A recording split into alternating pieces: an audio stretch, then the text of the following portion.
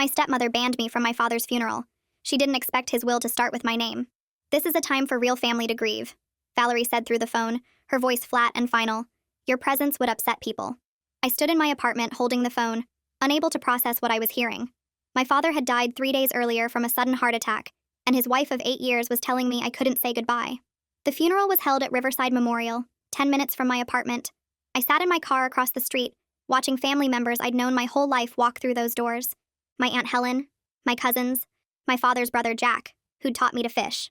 All of them walked past Valerie's greeting line and into the service while I sat in my car like a stranger. This wasn't the first time Valerie had pushed me out. It started small after she married Dad. Oh, we already celebrated his birthday last weekend, she'd say when I called. The reservation is only for 4, when I asked about joining Christmas dinner. By year 5, I was getting major family news through Facebook posts. Dad had tried, at first. Come by the house, he'd say quietly when Valerie was at her book club. We'd sit in his garage, looking at his woodworking projects, talking about everything except the obvious distance between us. She means well, he'd say, not meeting my eyes. She just needs time to adjust to having a stepchild. 8 years. She'd had 8 years. 2 weeks after the funeral I couldn't attend, I got a call from Dad's lawyer, Raymond. I need you to come to the will reading, he said. It's important you're there personally. Valerie was already in the conference room when I arrived, sitting with her daughter Chloe from her first marriage. Chloe had moved into Dad's house 3 years ago, rent-free, while I wasn't even invited for coffee. What is she doing here? Valerie stood up, her face flushing red. Raymond cleared his throat. She's here because her name is the first one mentioned in your husband's will. In fact, the entire first section is about her. He opened the document and began reading, to my daughter Claire, who this document acknowledges as my sole biological child and primary beneficiary. Valerie's hands gripped the table edge. That's impossible. He wouldn't. Raymond continued. I leave to Claire the house on Maple Street, purchased before my marriage to Valerie, and maintained solely in my name. That was Dad's house, the one Valerie had been living in for 8 years, the one she'd redecorated 3 times, the one where she'd banned me from Sunday dinners. Additionally, Raymond read, Claire inherits my woodworking workshop and all tools within, with the specific instruction that she maintain it as a space for creating, as we discussed during our garage conversations. My eyes burned. He'd heard me. All those quiet talks in his garage, he'd been listening. The remainder of my estate, Raymond continued, including all investment accounts, the vacation cabin, and my vehicle collection, is to be divided as follows. 70% to Claire, 30% to my wife Valerie. Chloe shot up. What about me? I'm family too. Raymond looked at her over his glasses. You're mentioned in Section 4. You have 6 weeks to relocate from the Maple Street property. But there was more. Raymond pulled out a second envelope. Your father asked me to give you this if Valerie prevented you from attending his funeral. Inside was a letter in Dad's shaky handwriting. Claire, if you're reading this, it means Valerie did what I feared she would. I'm sorry I wasn't brave enough to stand up to her while I was alive, but I'm trying to make it right now. The house is yours because it was ours first. Remember when you were 7 and we built that treehouse? It's still there. I've been maintaining it, hoping someday you'd bring your own kids to it. I know she made you feel unwelcome. I know I let it happen. That's my biggest regret. Valerie snatched for the letter, but Raymond blocked her. There's more, he said. Raymond pulled a thick folder from the second envelope and opened it on the table. Inside were pages and pages of handwritten notes in my father's careful script, along with printed text message screenshots and calendar entries. He started reading from the first page, dated 6 years ago. My father had written about my 30th birthday, how he'd planned to take me to dinner at the Italian place we used to go, when I was a kid, but Valerie told him she'd already booked a couple's spa day for that weekend and he couldn't cancel. The entry ended with a single line about how he should have said no, but didn't want to fight. Raymond flipped to another page. Christmas 4 years ago. My father wrote that he'd asked Valerie to set an extra place at dinner for me, and she'd said the table only sat 8, and all the chairs were taken by her book club friends and their husbands. He'd stood in the kitchen while she explained this, looking at the table that actually sat 10 and said nothing. The next entry was from Easter 3 years ago. I'd called to ask about coming by for brunch, and Valerie had answered his phone and told me they were having a small gathering, just close family. My father wrote that he'd been standing right there when she said it, and he'd watched her hang up without ever asking if he wanted to talk to me. He wrote that he felt sick about it all day, but convinced himself it was easier to let it go than to confront her. Raymond kept reading. Entry after entry. My father had documented everything. The graduation party for Chloe that I didn't know about until I saw photos on Facebook. The Thanksgiving where Valerie were uninvited me the morning of, claiming someone had the flu and they needed to keep numbers down, even though no one was actually sick. The Sunday dinners that became a weekly tradition for everyone except me. Each entry had the same tone of quiet regret and self-disgust. My father knew what was happening. He saw it. He just didn't stop it. Valerie's face had gone completely white. She kept opening her mouth like she wanted to interrupt, but Raymond didn't pause. He explained in the same calm voice that my father had given him specific instructions to read these entries aloud if Valerie prevented me from attending his funeral. This wasn't just about the inheritance. My father wanted her to hear, in front of witnesses, exactly what he'd observed and how it made him feel. Valerie finally found her voice and said something about this being private between husband and wife, but Raymond shook his head. These were my father's words and his explicit wishes for how they should be shared. She tried again, claiming the journal was taken out of context, but Raymond pulled out the text message screenshots. There they were in black and white. Messages from Valerie to my father saying I was dramatic and needy, that I was trying to come between them, that a clean break would be healthier for everyone. My father's responses were always short and non-committal, never agreeing but never defending me either. Raymond explained that my father had started saving these messages 2 years ago, after a particularly bad argument where Valerie had threatened to leave him if he kept prioritizing me over their marriage. That was when my father realized he needed to document everything, because he was too weak to fix it while he was alive, but maybe he could make it right after he was gone. Raymond turned to the final pages of the letter, the ones addressed directly to me again. He read in a steady voice that never wavered even though I could barely breathe. My father wrote that he'd spent 8 years being a coward, choosing the path of least resistance every single time, letting Valerie push me further and further away because fighting back felt too hard and too exhausting. He wrote that he'd told himself it was temporary, that things would get better, that Valerie would eventually accept me, but he'd known for years that wasn't true. He kept choosing her comfort over my presence. He kept choosing peace in his house over a relationship with his daughter. The letter said he didn't expect me to forgive him, that he probably didn't deserve forgiveness, but he wanted me to know that he saw what happened and he was sorry. The inheritance wasn't meant to make up for 8 years of abandonment. Nothing could do that. But it was his way of showing that I mattered, that I'd always been his daughter even when he failed to act like I was, and that he wanted me to have the things that were rightfully mine. The house where we'd built the treehouse together, the workshop where we'd had our last real conversations, the financial security he should have been providing all along instead of letting Valerie treat me like a stranger. Chloe stood up so fast her chair scraped across the floor. She walked out of the conference room without saying anything, and I could hear her crying in the hallway. The sound was raw and broken, nothing like the composed person who'd been sitting there 20 minutes ago. I felt bad for her in that moment, which was strange given everything she'd just realized her mother had spent years systematically cutting me out of my father's life, and my father had been too weak to stop it. That had to hurt, understanding your parent that way. Raymond waited until Chloe's footsteps faded down the hall. Then he turned to the practical matters. He explained that Valerie and Chloe had 60 days from today to vacate the Maple Street property. The house was mine, free and clear, purchased before the marriage and never added to joint ownership.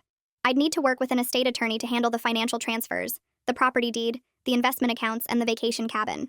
He'd give me a referral to someone who specialized in complicated inheritance cases, because this was going to get messy. Valerie's voice came back sharp and angry. She said she was going to contest the will, that my father clearly wasn't in his right mind when he wrote it, that I must have manipulated him during those garage conversations. She stood up and pointed at me, her hand shaking, saying she deserved compensation for 8 years of marriage and taking care of him. She'd given up her career to be his wife. She'd decorated his house and hosted his friends and managed his social calendar. The will was obviously the result of some kind of breakdown or confusion, and she was going to fight it. Raymond didn't look surprised. He pulled out another folder, this one containing medical records. He explained that he'd anticipated this exact reaction, which was why my father had been so thorough in his planning. The records showed regular checkups and cognitive assessments from my father's doctor over the past 2 years. Every single evaluation showed normal cognitive function, clear decision-making ability, and no signs of diminished capacity. My father had updated his will just 6 months ago, after a full medical workup that proved he was completely competent and acting of his own free will. I left the law office an hour later feeling like I'd been hit by something large and fast. The parking lot was bright with afternoon sun, and people were walking around doing normal things, while my entire understanding of my father had just been rewritten. I sat in my car for 20 minutes before I could make myself drive. The vindication should have felt good, right? My father had seen everything. He'd documented it. He'd made sure I got what was mine. But it all felt empty and sad, because he was still gone and none of this brought him back. I would have traded the house and the money and all of it for one conversation where he actually stood up for me while he was alive. Just once, I wanted him to have told Valerie no when she was pushing me out. Just once, I wanted him to have chosen me over keeping the peace. The inheritance was his apology, but apologies from dead people don't fix anything. That evening, my phone started ringing. The first call was from Helen, and she was crying before I even said hello. She told me she was sorry, that she should have done more, that she knew what Valerie was doing but didn't want to cause problems in my father's marriage. She said she'd watched me get pushed out over the years and convinced herself it wasn't her place to interfere.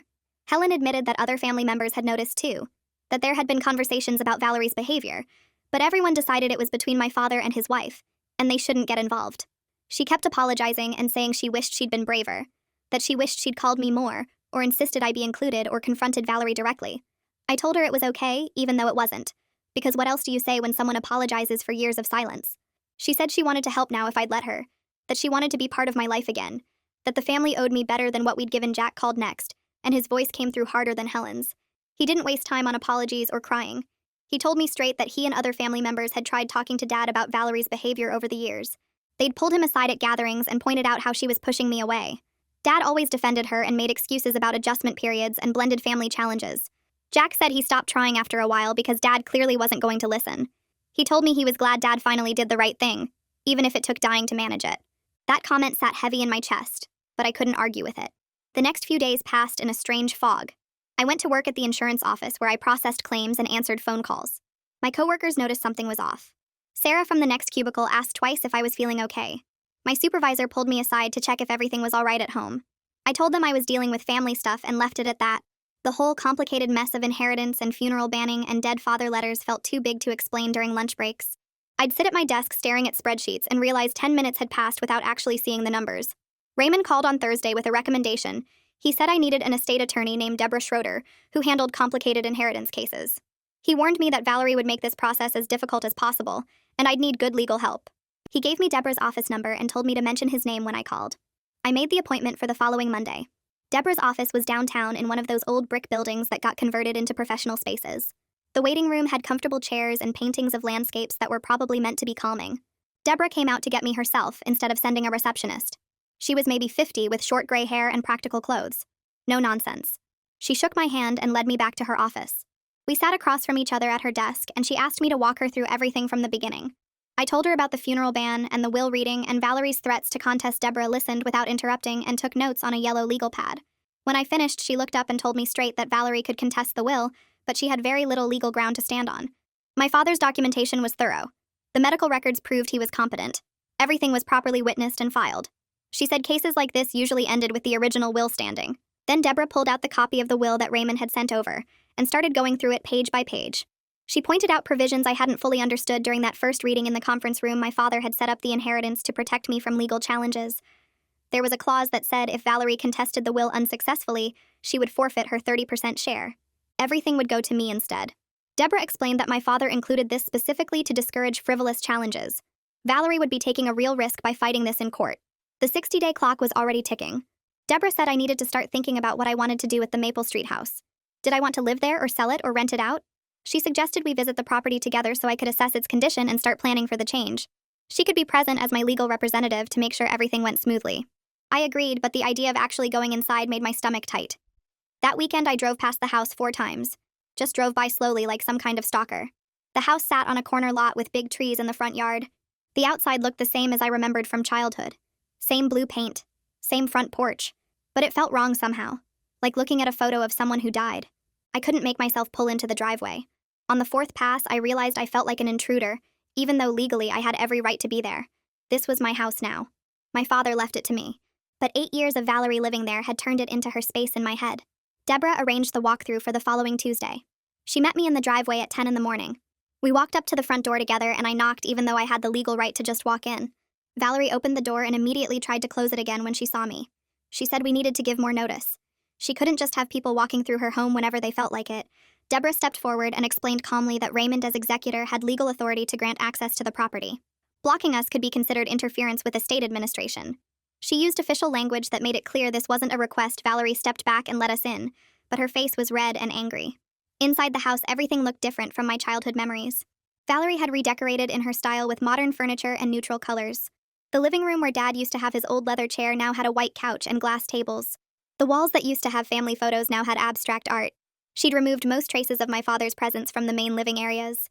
It felt like she'd been trying to erase his past, and that past included me. We walked through the rooms while Deborah took notes about condition and fixtures. Then we went out back to the workshop. I opened the door, and the smell hit me first. Wood shavings and varnish and that particular scent of Dad's workspace. Everything was exactly like I remembered from our garage conversations. His tools hung on the pegboard in the same spots. Half-finished projects sat on the workbench. Sawdust covered the floor in the corners. I had to sit down on the old stool by the door because the grief came so hard and fast I couldn't breathe right. This was the only space Valerie hadn't touched. The only place where Dad still existed exactly as he'd been. Deborah moved toward the door and stepped outside. leaving me alone with the smell of sawdust and the weight of 8 years pressing down on my chest. I stood up slowly and walked along the pegboard wall, running my fingers over the tools Dad had arranged with such care. Each one hung in its exact spot, outlined in marker so he'd know where it belonged. In the back corner near the window, I found the treehouse ladder leaning against the wall. It looked different from how I remembered it. The wood was freshly sanded smooth and covered in new varnish that caught the afternoon light. Dad had been working on this recently. He'd been maintaining it like the letter said, hoping I'd bring kids here someday. Kids who would never meet their grandfather because Valerie spent 8 years making sure I stayed away. I touched the top rung and felt the smoothness of the wood under my palm. A shadow appeared in the doorway, and I turned to see Chloe standing there with her arms wrapped around herself. She looked exhausted. Her eyes were red and puffy like she'd been crying for hours. We stared at each other for a long moment before she finally spoke. "I'm sorry," she said quietly, "about everything. I didn't realize how much Mom kept you away until I heard it all laid out in that conference room." I didn't know what to say, so I just nodded and turned back to the ladder. Chloe came into the workshop and sat down on the stool I'd been using earlier. "I knew something was weird about how you never came around," she continued. "But Mom always had explanations that made sense at the time. You know, like you were busy with work, or you had your own life, or you and your dad had grown apart naturally. And you believed her?" Chloe looked down at her hands. I wanted to believe her. It was easier than thinking about what it meant if she was lying. "I feel like such an idiot for taking advantage of living here rent-free while you weren't even invited for coffee." I pulled over another stool and sat down across from her. The conversation felt strange and awkward, but also surprisingly honest in a way I hadn't expected. Chloe picked at a piece of dried paint on her jeans. "What's your relationship with Valerie actually like?" I asked. Chloe laughed, but it came out bitter. "You think she's only controlling and critical with you? Try being her actual daughter. Nothing I do is good enough. My job isn't impressive enough. My apartment before this wasn't nice enough. My boyfriend wasn't successful enough, so she made me break up with him. I moved in here partly to get away from her constant judgment about my life choices and my lack of career ambition. But she let you live here. Because she could control me better if I was under the same roof," Chloe said. "She picked out my furniture. She commented on what I ate for breakfast. She had opinions about what time I came home at night, even though I'm 26 years old. I thought about Dad living in that house with both of them, Valerie controlling everything while he retreated to his workshop. Your dad was really kind to me," Chloe said after a moment. "But he never tried to replace my own father or act like we were supposed to be some big, happy family. He just gave me space and didn't pressure me about anything. That's actually why I feel so bad about all this.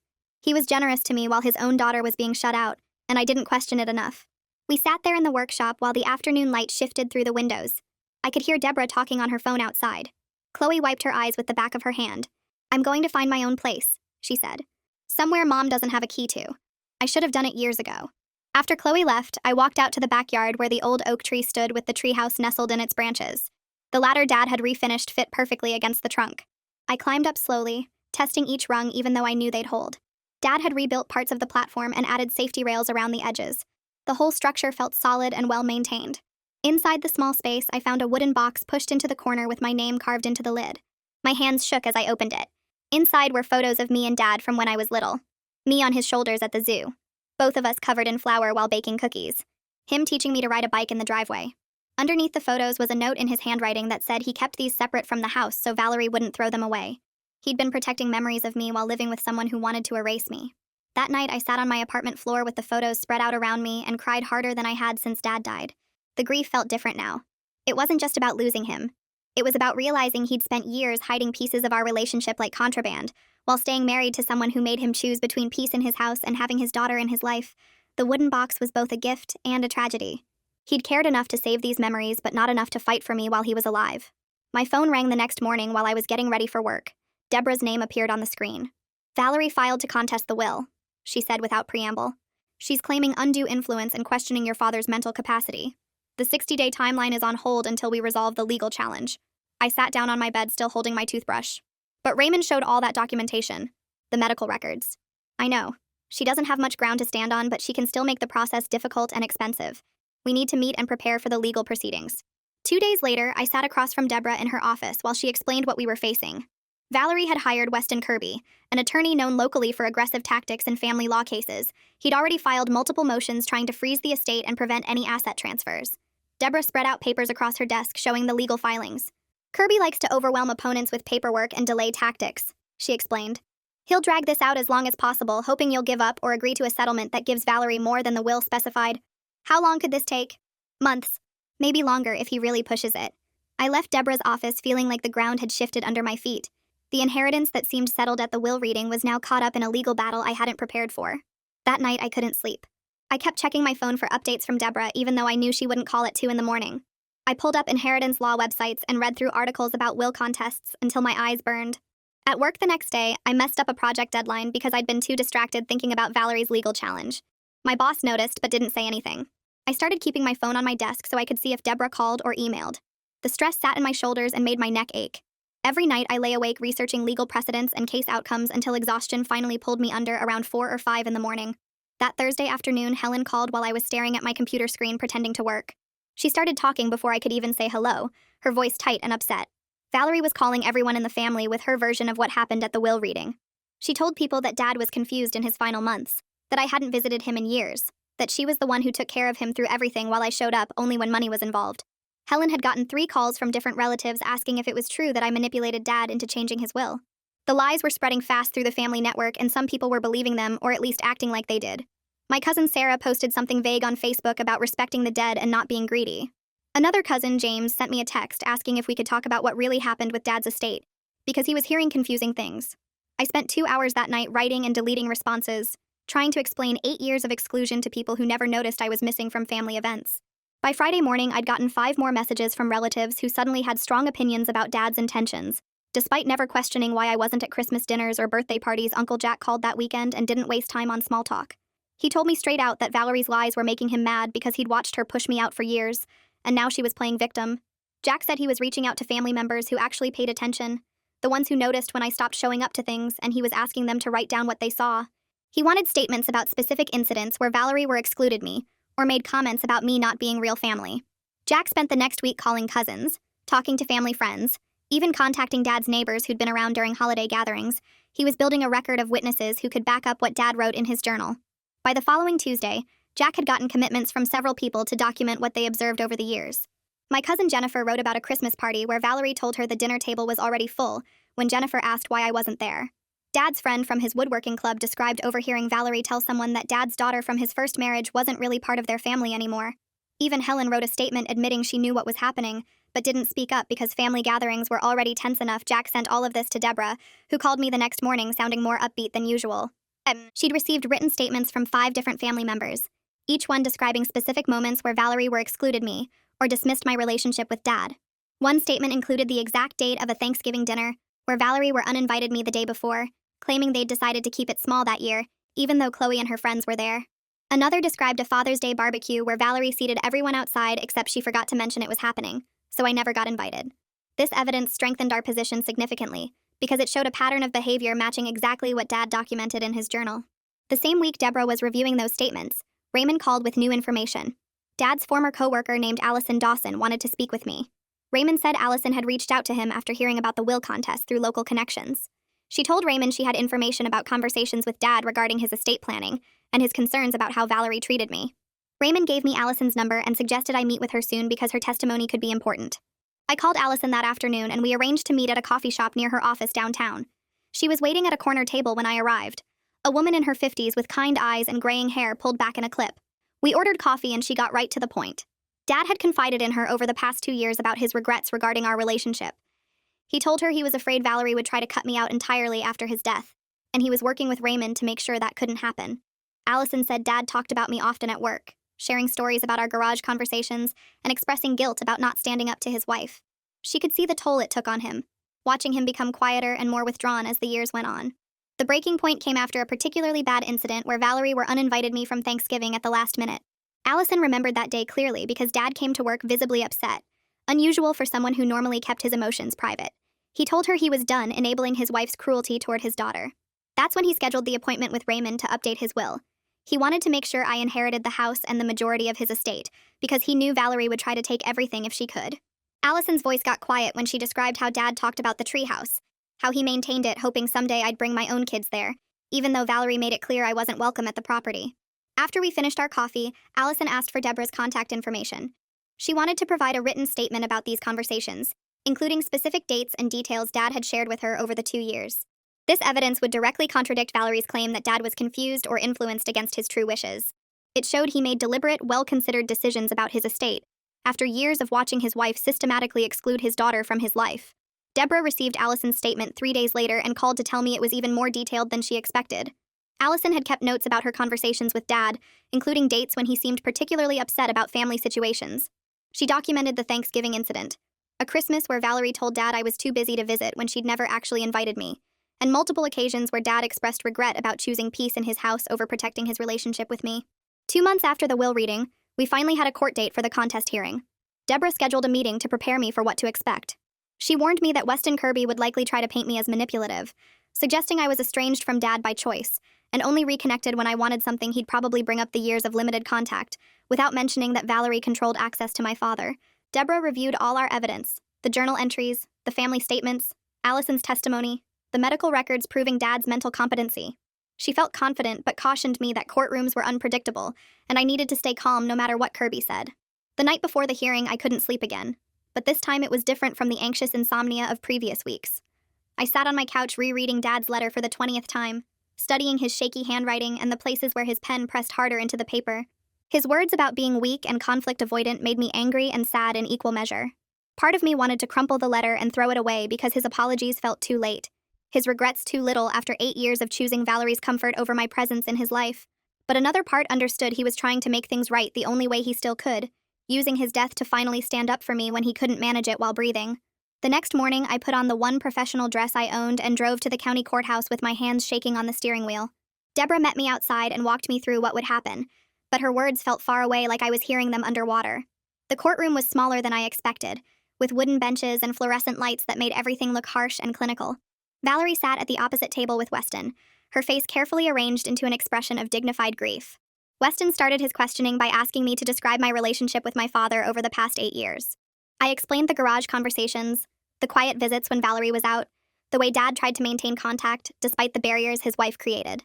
Weston twisted every answer, suggesting I only showed up when I needed money or wanted something, that my father felt guilty about our strained relationship, and left me the inheritance out of obligation rather than love. His questions made me feel small and defensive, like everything I remembered about those garage talks was somehow suspicious or manipulative. I could see Valerie nodding along with his characterization, her performance of the wronged widow perfectly calibrated. When it was Deborah's turn, she pulled out a thick folder of documentation and began methodically presenting evidence.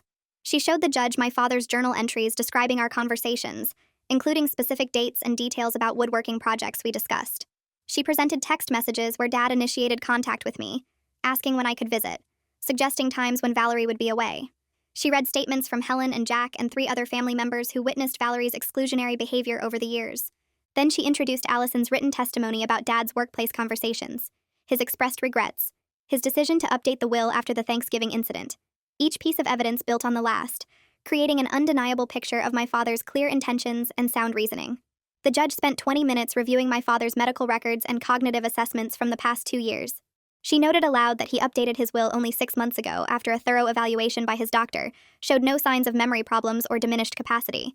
She pointed out that the documentation showed a man who was fully aware of his family situation and making deliberate choices about his estate. Weston tried to object several times, but the judge cut him off and told him to let her finish reviewing the evidence. When Valerie took the stand, she cried about her 8 years of marriage and how devoted she was to my father through everything. She talked about caring for him, supporting his hobbies, making a home for him. But when Deborah cross-examined her, Valerie couldn't explain the documented exclusion. She stumbled when asked why my father felt the need to keep a detailed record of her behavior toward me. She claimed she was just protecting him from stress, that family gatherings were overwhelming for him, that she thought limiting contact was in his best interest. Deborah asked her to provide specific examples of times when Dad expressed that he wanted less contact with me. Valerie couldn't give any. The judge leaned forward and asked Valerie directly why she banned me from the funeral. Valerie's carefully composed expression cracked for a moment. She said it was too emotional, that it wasn't the right time, that she thought my presence would upset other family members who were grieving. The judge asked which family members specifically objected to my attendance. Valerie mentioned Chloe, but the judge pointed out that Chloe was Valerie's daughter, not my father's family.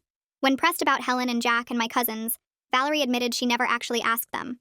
The judge's expression made it clear she found this explanation lacking. She asked Valerie if she understood that by banning me from the funeral, she had triggered the specific clause in my father's will that resulted in the letter being delivered to me. Valerie's face went pale. The hearing wrapped up with both attorneys giving closing statements, but I barely heard them. The judge announced she would take the matter under advisement and issue a ruling within 2 weeks. Deborah walked me out to the parking lot and told me she felt confident based on the judge's questions and reactions, but we wouldn't know for certain until the decision came. Those 2 weeks crawled by like months. I threw myself into work projects, staying late at the office and volunteering for assignments I normally would have avoided. My coworkers noticed I was distracted and jumpy, checking my phone constantly, but I didn't explain what I was waiting for. The anxiety sat in my chest like a physical weight that made it hard to breathe deeply. I replayed moments from the hearing over and over, analyzing the judge's facial expressions and trying to predict the outcome. Deborah called on a Tuesday afternoon while I was in a meeting. I saw her name on my phone screen and excused myself to take the call in the hallway. She told me the judge ruled entirely in my favor, finding no merit to Valerie's claims. The judge's written decision noted that my father's documentation showed clear intent and sound mind, that his cognitive assessments proved he was fully capable of making estate decisions, and that Valerie's inability to explain the documented exclusion undermined her credibility. Because Valerie contested unsuccessfully, she forfeited her 30% share per the clause my father included in the will. Everything now belonged to me. I felt relief wash over me, but it was mixed with exhaustion rather than triumph. Winning the legal battle didn't bring my father back or erase the 8 years we lost because he couldn't stand up to his wife. The victory felt necessary but hollow, like winning an argument with someone who was no longer around to hear it. Deborah explained the next steps for transferring the property and assets, but I barely absorbed the details. Valerie and Chloe now had 30 days to vacate the Maple Street property. Deborah would handle the formal notification, and all the legal paperwork for the eviction process. I told her to proceed with everything, and braced myself for whatever final drama Valerie might create during the move-out process. That evening I sat in my apartment holding Dad's letter again, reading his words about being weak and conflict avoidant. The court had validated his intentions and protected his wishes, but I still felt angry at him for waiting until death to finally stand up for me. 3 days after the judge's ruling, my phone buzzed with a text from Chloe. She asked if we could meet somewhere before she moved out. I stared at the message for a while, debating whether this was worth my time or just more drama. Finally, I agreed to meet her at a coffee shop halfway between my apartment and the Maple Street house. She was already sitting at a corner table when I arrived, looking tired and smaller than I remembered from the hearing. She apologized again for taking advantage of the situation, without questioning why I was never around. Her voice was quiet, and she kept twisting a napkin between her hands. She told me she'd found a place with 2 friends from college, and was trying to figure out how to support herself without her mother's constant involvement. The independence seemed to scare her, but she also looked slightly relieved to be forced into making her own decisions. I asked what her actual plans were, now that she couldn't coast anymore. Chloe admitted she'd been avoiding real choices for years, because living rent-free meant she didn't have to commit to anything. She'd worked part-time jobs that went nowhere and spent most of her time watching shows and scrolling her phone. Now she needed to figure out what she actually wanted instead of just existing in the space my father provided. She seemed embarrassed talking about it, like she was admitting something shameful. I could see genuine fear in her face about being on her own, but also something that looked like the beginning of purpose.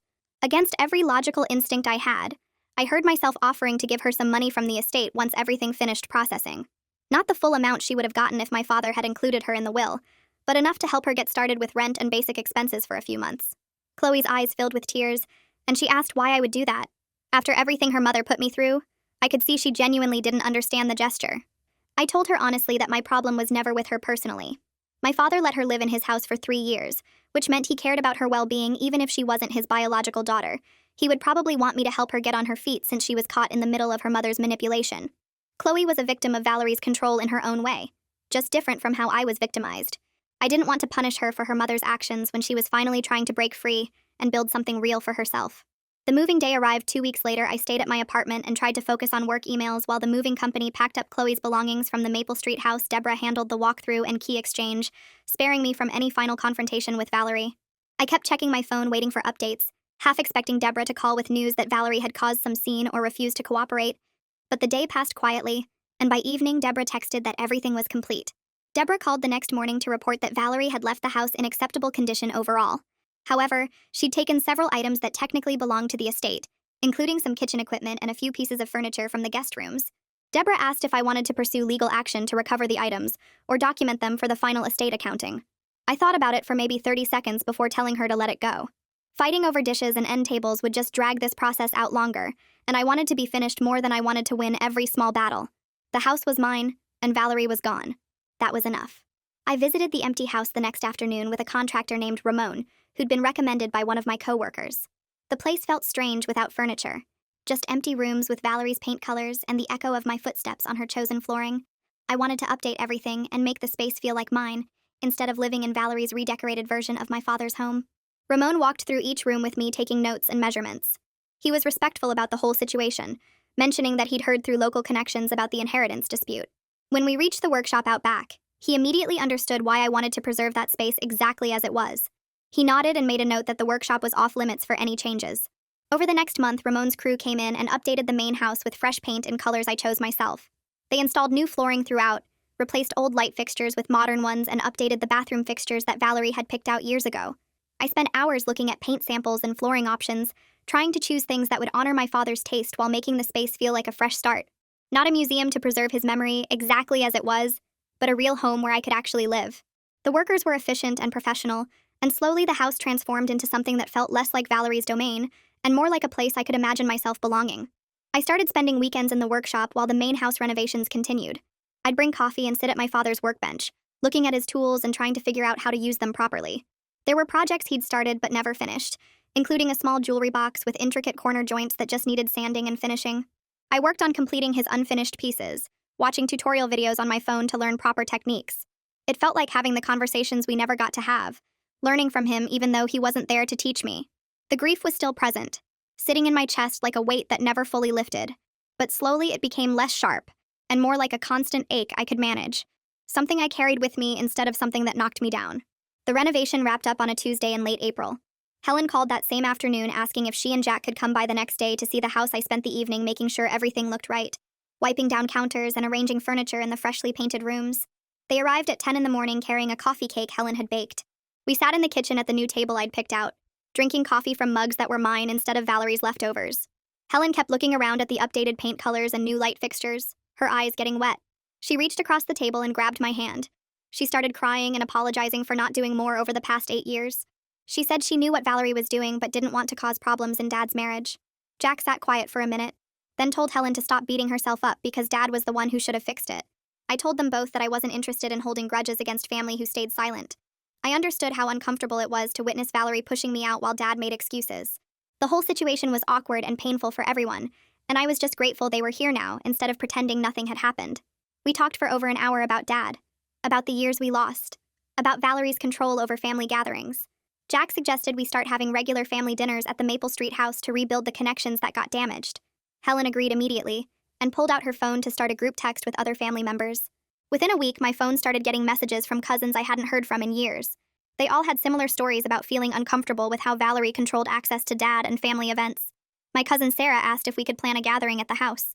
My cousin Mike admitted he should have spoken up when Valerie were uninvited me from that Thanksgiving dinner 3 years ago. I suggested a barbecue in the backyard for early June. Everyone jumped on the idea. Sarah offered to bring her kids. Mike said he'd handle the grill. Helen started planning side dishes.